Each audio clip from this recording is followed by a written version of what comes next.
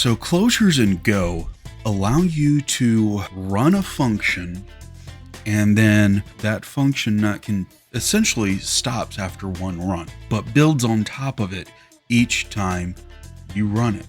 In this example, what we're going to do is we're going to create an init sequence, just like our example calls. And we're going to do something fun. We're going to build what's called an anonymous function. What is that? I highly encourage you, take the time, look at the closures documentation and go by example. And that takes you to a Wikipedia article here. And in this, we'll build this up, an anonymous function. Basically, it's a function that is not bound by an identifier. What does that mean? Well, this function here is bound by an identifier in its sequence. This function, however, is not. So this is an anonymous function, and you can build those within functions. So think of it as a function inside a function. We're just using it for this one purpose, so we don't have to define it because this function is part of this other function. Whew, that's a lot of functions. All right, so let's build this out. We're going to 0, we're going to return the function and init, and we'll say I++, and then return I. So by doing this, we're essentially saying this is 0. Now what I want you to do is I want you to add 1 to it and then give us that value. That's all we're doing here. Pretty simple. So let's make this easier so I'm not writing a ton of print lines. And you can do this too in your own code if you want.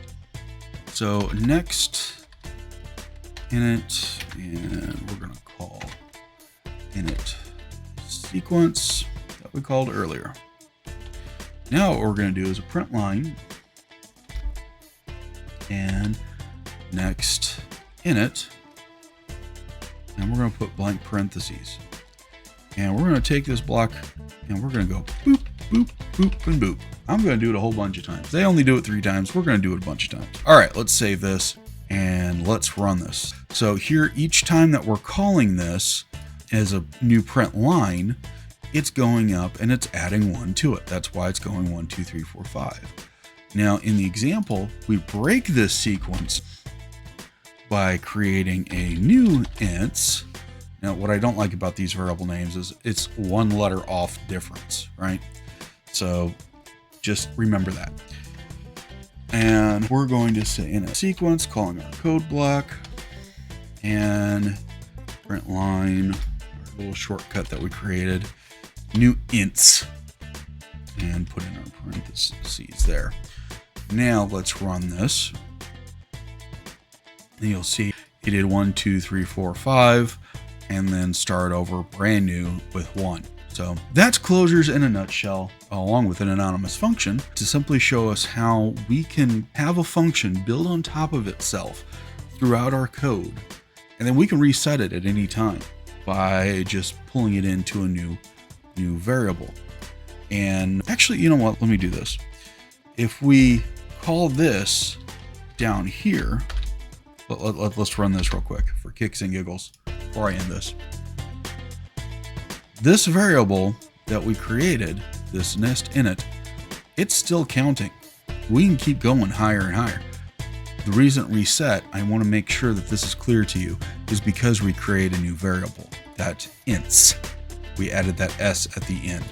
You know, the s is here, the s is not here. That's why this one is still counting, and this one is a different sequence. So keep that in mind when you're building these functions, that it's tied to that variable name. And that's why I stress so much early on. Go by example is fantastic in learning how to use Golang, but don't follow its examples and naming variables. It's horrible. I'm just doing this for kicks and giggles.